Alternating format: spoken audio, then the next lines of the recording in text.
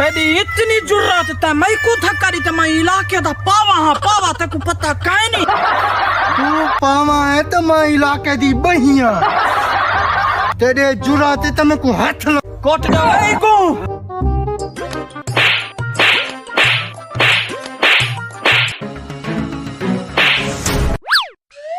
तेरे को माफी ना मंगवाई तो मैं इलाके दी बहिना सब मैं पावा तू मंगवा घेने 6 महीने बाद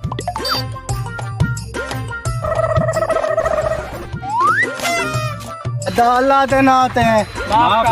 कर पेशा काहे नहीं और मंगी वे माफी हुआ बहिया मैं देखो कुछ है no.